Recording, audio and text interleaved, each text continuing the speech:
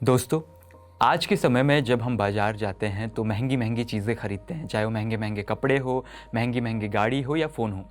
लेकिन बात जब हमारे शरीर की आती है और उसमें थोड़े से भी कोई बदलाव आते हैं या थोड़े से भी कुछ चेंजेस आते हैं या प्रॉब्लम्स आती है, हम इस शरीर को नज़रअंदाज कर देते हैं। बल्कि जो महंगी महंगी चीज़ें हैं उनको बड़े हम सहेज के रखते हैं, बड़े ही जागरूक होकर रखते हैं।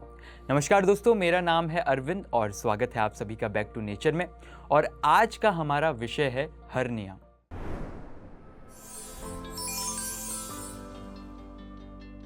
जितना ही नाम इसका कॉम्प्लिकेटेड है, थोड़ा कठिन है, उतना ही इसको समझना थोड़ा मुश्किल है और उतना ही ज़रूरी है। इसलिए आज के एपिसोड में हम जानेंगे कि हर्निया क्या है, ये कैसे उत्पन्न होता है और किस तरह से हम इस बीमारी से निजात पा सकते हैं। और इस पर चर्चा करने के लिए, इस पर बातचीत करने के लिए फिर से हमारे स्टूडियो में जुड़े हैं हमारे साथ डॉक्टर विनोद कश्यप, जो कि बहुत ही सरल शब्दों में आपको इस बीमारी के बारे में समझाएंगे और कैसे इस बीमारी से निजात पा सकते हैं वो भी हम आपको बताएंगे। अगर मैं डॉक्टर विनोद कश्यप के बारे में आपको बता दूं तो ये National Institute of Holistic Health Care Centre के चेयरमैन हैं, साथ ही naturopath Panchakarma hospital Sahajanand wellness Rishikesh के सीईओ भी है। तो आइए स्वागत करते हैं। सर नमस्कार, स्वागत है आपका। बहुत नमस्कार, धन्यवाद। तो सर, आज का जो विषय है वो हर्निया है। तो सबसे पहले मैं आपसे यही जानना चाहूँगा कि हर्निया है क्या। देखिए, हर्निया जो शब्द बना है वो हेर्निएशन से बना है, यानी कोई चीज़ को बाहर निकल जाना उसे हर्निया बोलते हैं। और ये स्पेशली जो हमारा एब्डोमेन है एरिया, यहीं पे ये हर्निया होता है, ठीक है। और इसके लिए जब हम देखते हैं कि कभी कभी लोगों को दर्द हो रहा है पेट में, कभी कभी कोई चीज़ को लगता है कुछ बाहर निकली हुई, गांठ से निकली हुई है, कभी को वो डायग्नोज नहीं कर पाते कि है क्या चीज़। जब डॉक्टर के पास जाते हैं, डॉक्टर देखता है, डायग्नोज करता है तो बताता है कि आपको हर्निया है, क्योंकि इसके बारे में लोगों को जानकारी नहीं होती। सर, जैसे कि आपने पहले ही प्रश्न के बाद ये बोल दिया कि इसके बारे में लोग जागरूक नहीं होते, जानकारी नहीं होती, तो मैं ये जानना चाहता हूँ कि हर्निया दिखता कैसा है। इसमें देखिए, दो तरह के हर्निया, जो एक तो इंटरनल होता है, एक आउटर बाहर की तरफ होता है। जो इंटरनल होता है वो दिखता नहीं, केवल आपको पेट में दर्द महसूस होगा और कभी कभी दर्द बहुत ज़्यादा हो, भयंकर हो जाएगा और आपको डॉक्टर के पास भागना पड़ता है। दूसरा होता है जो हमारा पेट का जो नाभि का एरिया है या जांघ के पास का एरिया है या आपके नाभि के आसपास के लेफ्ट साइड का एरिया है, वहाँ पे कुछ गांठ से उभरी हुई दिखती है। लगता है कि जैसे कुछ मसल्स बाहर निकली हुई है, तो दिखने में ऐसा लगता है कि कुछ मांसपेशी ऐसी आपकी उभरी हुई है, तो वही उसी को हम हर्निया बोलते हैं। सर, मैं ये कहूँ कि अगर शरीर के भी किसी भी निचले हिस्से में कोई एक्स्ट्रा मांस अगर निकल के आ जाए तो उसे हर्निया कहते हैं। हाँ, एब्डोमिनल एरिया में कोई चीज़ बाहर को निकलती है, उसी को हम हर्निया बोलते हैं। लेकिन कभी कभी वो हर्निया ना होगी, कभी कभी वो हमारी जो फैट की जो गांठ बनती है, यानी चिकने की गांठ बन जाती है, कभी कभी वो भी होती है। तो इसलिए डायग्नोस करके ही बता सकते हैं कि वो हर्निया है या मांस की कोई गांठ है। सर, इसके कितने प्रकार होते हैं हर्निया के।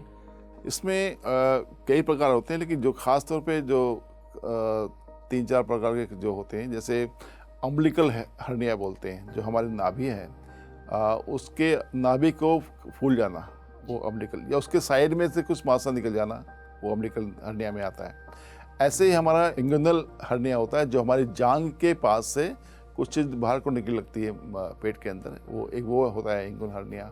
एक होता है इंसिजनल हर्निया। इंसिजनल हर्निया क्या होता है कि कभी आपकी एब्डोमेन की सर्जरी हुई हो और वहाँ वो मसल्स आपकी वीक है, तो वहाँ से भी हमारी इंटेस्टाइन बाहर निकलती है, उसको इंसिजनल हर्निया बोलते हैं। एक होता है हाइटस हर्निया। हाइटस हर्निया क्या है, जो हमारा एब्डोमेन है उसके ऊपर की तरफ कोई चीज़ बाहर को निकलती है, उसको बोलते हैं हाइटस हर्निया। तो सर, अगला प्रश्न ले लेते हैं हम कि हर्निया के कौन कौन से प्रकार पे आपने जानकारी दे दी। अब मैं जानना चाहता हूँ कि इसके प्रमुख कारण क्या हैं।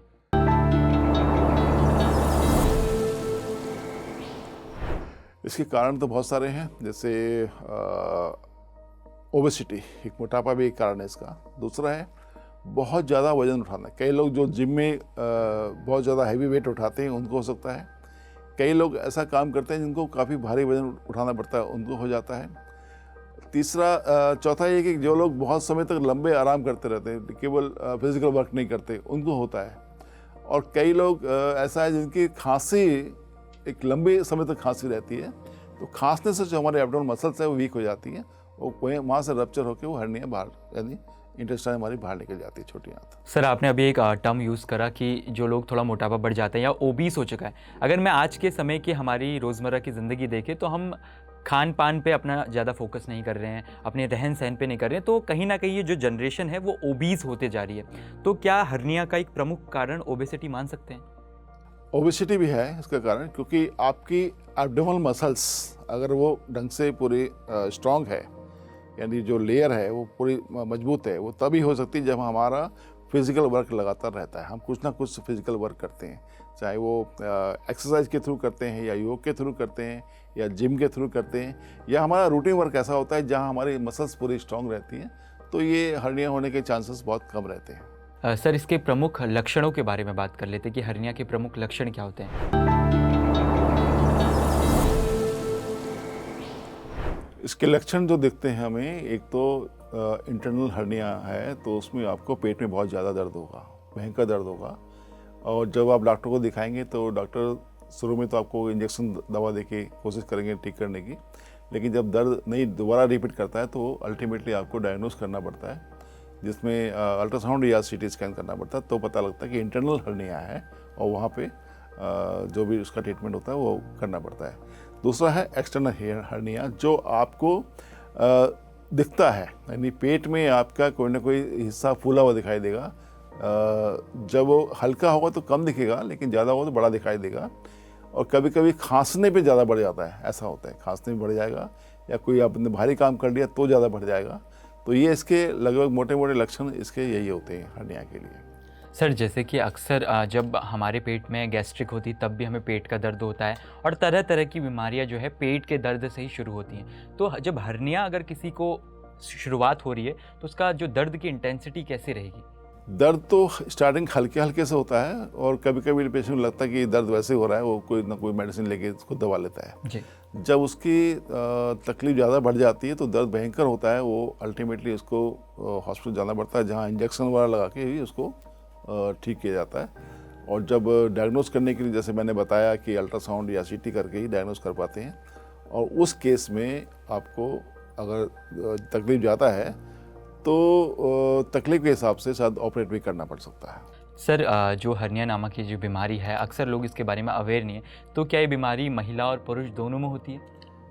हर्निया दोनों में होता है, दोनों पाया जाता है, ऐसा नहीं कि केवल पुरुषों में रही, दोनों में होता है हर्निया, क्योंकि दोनों की फिजिकल तो लगभग जैसा ही होता है कि वो एब्डोमिनल का, क्योंकि फीमेल्स में ज़्यादा इसलिए हो सकता है कि जब वो प्रेग्नेंट होती है तो प्रेगनेंसी के समय में कभी कभी हर्निया हो जाता है, क्योंकि जब गर्भाशय में बच्चे का जब लोड पड़ता है तो उसकी वजह से भी हर्निया दिखता है। सर ऐसा क्यों कि जो इग्न्यूनल हर्निया है वो थोड़ा पुरुषों में ज़्यादा दिखता है? नहीं, पुरुषों में क्या है कि जो हमारा प्रोस्टेट ग्लैंड है ना, जो कभी कभी उसकी वजह से भी हो जाता है, और टेस्टिकल्स में वो नीचे आ जाता है हर्निया, तो ये पुरुषों में दिखता है इंग्विनल। सर हर्निया का ये कितनी गंभीर हो सकती है बीमारी? हर्निया गंभीर तब होता है जब सपोज हर्निया बाहर निकल आया और आपकी स्मॉल इंटेस्टाइन बाहर निकली हुई है, तो अगर उसको ब्लड सप्लाई प्रॉपर नहीं मिलेगी तो वो उसको गैंग्रीन में बदल जाता है वो, यानी वहाँ ब्लड सप्लाई बंद हो गई तो वो गैंग्रीन बन गया। उसकी वजह से जो आपकी छोटी आंत है वहाँ तो ब्लड सप्लाई बंद हो गई, तो वहाँ पे इन्फेक्शन का खतरा बढ़ जाता है। उसके कारण कभी कभी अगर ट्रीटमेंट ढंग से नहीं किया जाए, प्रॉपर डायग्नोस नहीं किया जाए, तो पेशेंट की डेथ भी हो सकती है। जी। और सर किस तरह की जो जटिलताएं हैं, कठिनाइयां हैं किसी हर्निया पेशेंट को हो सकती हैं? तकलीफ बढ़ने पे ही उसको फिर दर्द स्टार्ट होता है, अदरवाइज तो वो केवल शरीर से बाहर दिखाई देगा उतना ही है। लेकिन जब तकलीफ स्टार्टिंग में तो कंट्रोल हो सकता है शुरुआत में, लेकिन जब वो ज़्यादा बढ़ जाए तो फिर उसके लिए दिक्कत रहती है। जी सर, जैसे कि आप खुद एक नेचुरोपैथ डॉक्टर हैं और आप एक हेल्थ स्पेशलिस्ट भी हैं, तो क्या आप बता सकते हैं कि नेचुरोपैथी के माध्यम से क्या इसका कोई इलाज किया जा सकता है?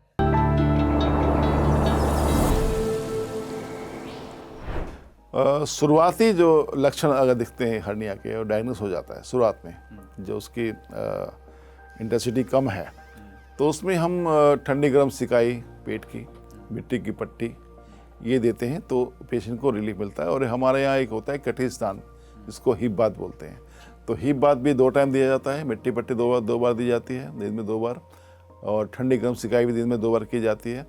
और पेशेंट का जो खान पान का बहुत बड़ा रोल है इसमें। तो अगर डाइट को ठीक करते हैं तो उससे भी उसको रिलीफ मिलता है, यदि हर्निया शुरुआती है, स्टार्टिंग है उसकी। तो सर हम खान पान पे और योग अभ्यास में भी आएंगे, लेकिन सबसे पहले मैं ये जानना चाहता हूँ कि किस तरह से हम अगर मैं कहूँगा तो कि एक पील करके आप खोलिए कि किस तरह से हम इसको हर्निया को शुरुआती तौर पर प्रिवेंट कर सकते हैं, अगर बढ़ जाए तो कैसे प्रिवेंट कर सकते हैं?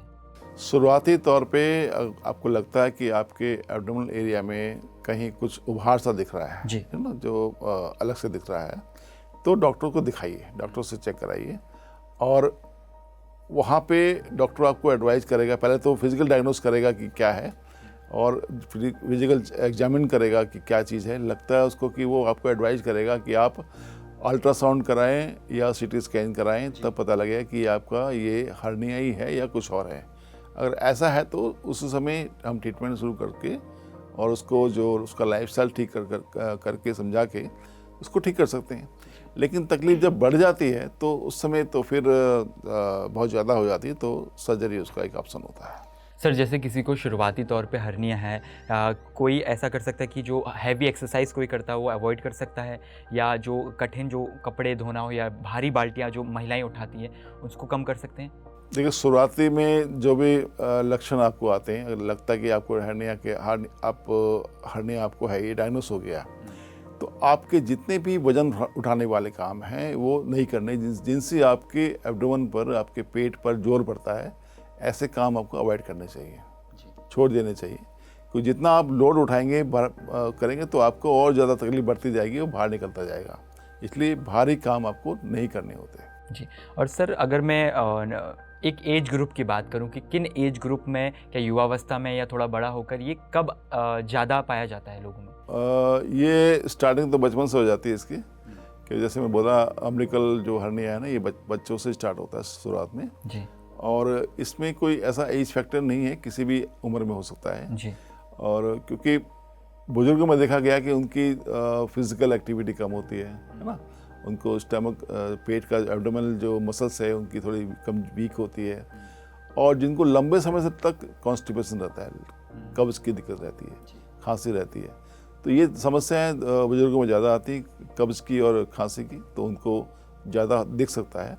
लेकिन मिडिल एज में भी ऐसा हो सकता है, अगर लंबी खांसी है और कॉन्स्टिपेशन है तो उसमें भी आपका ये हर्निया बढ़ सकता है। तो सर जैसे कि आज की रोज़मर्रा की ज़िंदगी में जो हमारा दिनचर्या है उसका जो डिसिप्लिन है वो कहीं ना कहीं ख़राब होते जा रहा है, और हम कहीं ना कहीं फास्ट फूड, जंक फूड की तरफ ज़्यादा जा रहे हैं। तो मैं जानना चाहता हूँ, ना सिर्फ हर्निया और कई बीमारियों में हमें किस तरह का खान पान रखना चाहिए? देखिए, सबसे बड़ा आपका अगर खान पान और लाइफस्टाइल ठीक है तो आप ऐसी गंभीर बीमारी से बच सकते हैं जी, तो जैसे हमारे पूर्वजों ने हमें बताया कि हमें सुबह जल्दी उठना चाहिए, है ना, अपनी दिनचर्या को ठीक करना चाहिए। सुबह उठ के आपका स्नान, ध्यान, जो भी आपका भोजन है वो समय से लेना चाहिए, दिन का भोजन समय से लेना चाहिए, रात्रि भोजन समय से लेना चाहिए। और कोई भी बाहर के जो पदार्थ, आजकल क्या फास्ट फूड का प्रचलन बहुत ज़्यादा बढ़ गया है, हम बहुत ज़्यादा बाहर की चीज़ें लेने लगे हैं या फ्राइड तला हुआ ज़्यादा लेने लगे हैं, वो हमारे पाचन तंत्र को ख़राब करता है। और जब पाचन तंत्र खराब होता है तो आपका एब्डोमिनल जो मसल्स है उस पर एब्डोमिनल एक फैट जमना शुरू हो जाता है, जो कहीं ना कहीं हमारे एब्डोमिनल को, मसल्स को वीक करना शुरू करता है, क्योंकि फिजिकल एक्टिविटी ना होने के कारण मसल्स वीक होती चली जाती है और उसमें उस कारण आपकी हर्निया का होने का खतरा ज़्यादा होता है। इसलिए डेली रूटीन अपना ठीक रखें, खान पान ठीक रखें, आपका फिजिकल ठीक रहे, आपको नींद अच्छी आती हो और आपका पेट ढंग से साफ होता हो, कॉन्स्टिपेशन कभी ना रहे। तो कॉन्स्टिपेशन ना रहे इसके लिए आपको प्रॉपर जो फ्रूट है, वेजिटेबल्स है, सलाद है, इनका प्रयोग प्रॉपर ढंग से करें, हरी सब्जियां हैं इनका यूज़ करें, और डेली आपका योग अभ्यास और फिजिकल एक्टिविटी, आपका वॉकिंग, ये आप नियमित रूप से रखते हैं तो आप स्वस्थ रहते हैं और ये समस्या आपको नहीं आएंगी। यदि आने वाली हैं तो वो भी ठीक हो जाती हैं। जी सर, वैसे जब भी आप बैक टू नेचर शो में आते हैं, कुछ ना कुछ ऐसे नेचुरल रेमेडीज़ या रेसिपीज़ हमारे दर्शकों को देके जाते हैं, हम उस पर भी बात करेंगे। लेकिन मैं जानना चाहूँगा, अगर कोई व्यूअर हर्निया से पीड़ित है तो उसके अपने दिनचर्या में कैसे सुधार करने होंगे, उसके बारे में भी थोड़ा बात करते हैं। दिनचर्या में सुधार के लिए तो जो रूटीन उसका है, यदि बहुत लेट सो के उठना, बहुत ज़्यादा चाय कॉफ़ी लेना या बहुत ज़्यादा फ्राइड चीज़ लेना या फास्ट फूड लेना, उसको सबसे पहले बंद करना चाहिए जी। आपका भोजन बिल्कुल सात्विक रहना चाहिए, जिसमें सब्जियां, सलाद, फल ये सब रहें, अंकुरित रहे, ये सब लेना चाहिए। और नींद आपकी प्रॉपर रहनी चाहिए और स्ट्रेस से दूर रहना चाहिए, तभी आप इसको ढंग से ठीक रख सकते हैं। और तकलीफ़ अगर बढ़ती है, अगर लगता है कि वो कम नहीं हो रहा, देखिए रुका हुआ तो कोई दिक्कत नहीं है, यदि बढ़ रहा है तो अल्टीमेटली आपको एक अच्छे सर्जन को से सलाह लेनी चाहिए। सर अभी मैं कुछ हर्निया पे एक आर्टिकल्स पे एक मोटी मोटी नज़र डाल रहा था, तो कहीं ना कहीं जब शुरुआती हर्निया के मैं देख रहा था तो लेट के भी हर्निया ठीक हो जाता है जब शुरुआती बाहर निकलता है। तो क्या ये एक मिथ्या है, ये वाकई में सच है? इसको भी आप थोड़ा बताइए।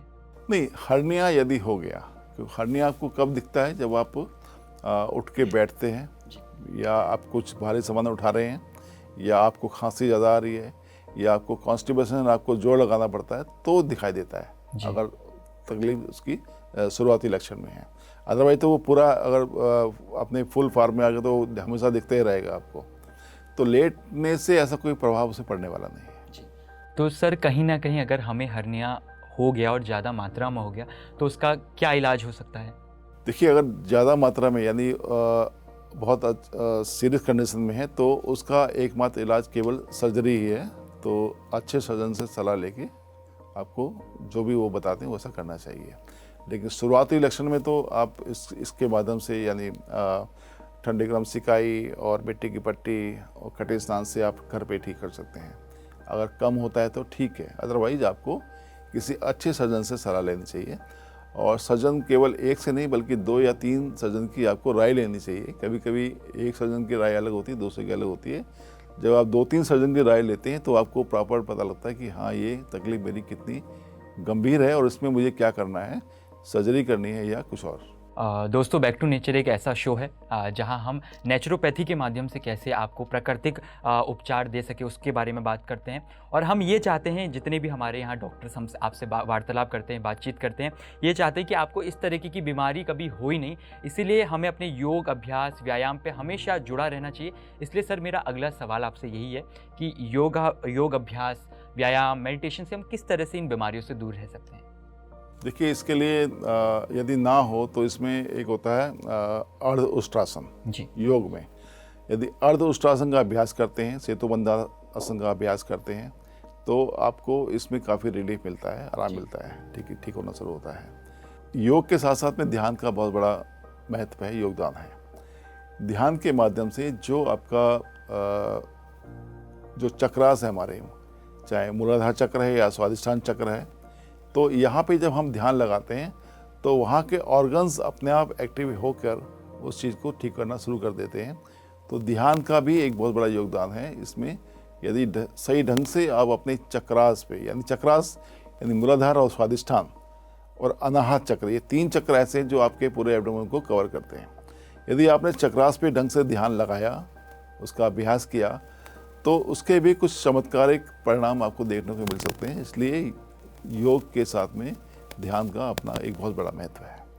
सर जहाँ तक आपने चक्रास की बात करी तो उसमें मूलाधार और स्वादिष्ठान चक्र की बात करी, और कहीं ना कहीं जो हमारा सर जो है हर्निया होता है वो स्टमक के नीचे वाले हिस्से में हो सकता है। तो सर मैं चाहूँगा दर्शकों को थोड़ी आप मूलाधार और स्वादिष्ठान के बारे में थोड़ा जानकारी दे दीजिए। चक्रास हमारा जो हार्ट रीजन है, यानी जो हमारा एपिगैस्ट्रियम एरिया बोलते हैं, वहाँ होता है अनाहत चक्र यानी हार्ट चक्र, और नाभि के पास होता है स्वादिष्ठान चक्र, और उसके नीचे होता है मूलाधार चक्र। तो इन तीनों, क्योंकि हर्निया आपके इसी तीनों पोर्शन में हो सकता है, यानी अगर हाइटस हर्निया है तो वो कहाँ होगा? वो होगा आपके अनाहत चक्र यानी हार्ट चक्र के पास। जो अम्बिलिकल हर्निया है वो कहाँ होगा? वो आपके नाभि के पास होगा। और जो लिंगुअल हर्निया है वो आपके मूलाधार के आसपास होगा। तो जब हम तीनों चक्रों को अभ्यास करते हैं तो वो सब चीज़ें वहाँ से कंट्रोल होनी शुरू हो जाती हैं, वो कहीं ना कहीं वो सिस्टम ठीक होता है। जी सर, अब वो पोर्शन आ चुका है जहाँ आप कुछ ना कुछ नेचुरल रेमेडीज़ या कुछ अच्छी रेसिपीज़ के बारे में, नेचुरल रेसिपीज़ के बारे में बात करते हैं। क्या आप हमारे दर्शकों को आज भी वो प्रदान करना चाहेंगे? देखिए, सबसे बड़ी बात है कि कॉन्स्टिपेशन आपको नहीं रहना चाहिए। कॉन्स्टिपेशन ही सबसे बड़ी समस्या है हमारे जो GIT सिस्टम को बिगाड़ने में। तो उसके लिए आपको अलसी का हम प्रयोग करें। अलसी भोजन से पहले 1 चम्मच अलसी का चबा के खा लें, या चबा नहीं सकते तो उसका पाउडर बना लें। पाउडर इतना बनाएं कि वो आपके 5 दिन 4 दिन चल जाए। इतना लेके जब आप लेते हैं 1 चम्मच अलसी खाने से पहले दिन में और रात में 2 टाइम लें। दूसरा, इसके साथ में मैक्सिमम जो सलाद आपके लंच से पहले आपके प्लेट भर के सलाद लेना चाहिए। सलाद से क्या है, फाइबर पूरा जाएगा तो कॉन्स्टिपेशन आपको नहीं रहेगा, आपका डाइजेशन सिस्टम पूरा ठीक रहेगा। क्योंकि कहीं ना कहीं आपकी आंतें अगर डिस्टर्ब हैं तो वो आंतें प्रेशर मारती हैं आपके स्टोमक मसल्स के ऊपर। तो मसल्स ठीक तब रहेंगी जब आपका इंटरनल आपका एब्डोमिनल ठीक रहेगा, वो ठीक रहेगा आपके खान पान से। नियमित व्यायाम लें, प्राणायाम करें, ध्यान करें, योग करें, तो इन समस्याओं से आप बच सकते हैं। यदि समस्या है तो वो कंट्रोल हो सकती है, और अधिक है तो फिर तो आपको एक सर्जन की सलाह लेनी चाहिए। सर, अक्सर जो बीमारियां हमारा जो शरीर है रोगों का घर इसलिए बनता है क्योंकि हम कम व्यायाम करते हैं, खान पान पे कम ध्यान रखते हैं, या फिजिकल एक्टिविटी बहुत कम करते हैं। लेकिन हर्निया नामक एक ऐसी बीमारी है सर जो ओवर फिजिकल एक्टिविटी करने से भी हो जाती है, तो उसके बारे में भी सर थोड़ा बताइए। जो लोग बहुत ज़्यादा फिजिकल एक्सरसाइज करते हैं, जिम जाते हैं, वेट उठाते हैं, है ना, तो उन लोगों को समस्या तब होती है जब उन्होंने वो फिजिकल एक्टिविटी पिछले 1-2 साल में स्टार्ट की, उससे पहले नहीं। लेकिन जिनकी फिजिकल एक्टिविटी रेगुलर है, बचपन से है, तो उनकी जो एब्डोमिनल मसल्स हैं बहुत स्ट्रांग होती हैं, उनको ये हर्निया होने की संभावना बहुत ही कम रहती है। लेकिन जो रिसेंटली स्टार्ट करते हैं, 6 महीने पहले, साल पहले स्टार्ट किया और भारी भारी वजन उठा रहे हैं, कि वो मसल उतनी स्ट्रांग नहीं हो पाती और रप्चर होकर वो हर्निया कहीं ना कहीं बाहर निकल जाता है। सर, बहुत बहुत शुक्रिया आपका इस शो में हमारे साथ जुड़ने के लिए। आप जब भी आते हैं कुछ ना कुछ नई इन्फॉर्मेशन हमारे दर्शकों को देके जाते हैं। सर, बहुत बहुत थैंक यू। तो ये थे हमारे साथ डॉक्टर विनोद कश्यप, जिन्होंने आपसे साझा करा हर्निया के बारे में कि किस तरह से हर्निया होता है, किस तरह का दिखता है और कैसे इससे हम निजात पा सकते हैं। दोस्तों, अगर आप इस एपिसोड को यूट्यूब चैनल पर देख रहे हैं तो आप हमारे टीवी पर भी इस एपिसोड को देख सकते हैं। अगर आप इस एपिसोड को टीवी पे देख रहे हैं तो आप पीएमसी हिंदी के बाकी यूट्यूब चैनल्स को और सोशल मीडिया हैंडल्स को फॉलो कर सकते हैं, सब्सक्राइब कर सकते हैं। तब तक के लिए धन्यवाद।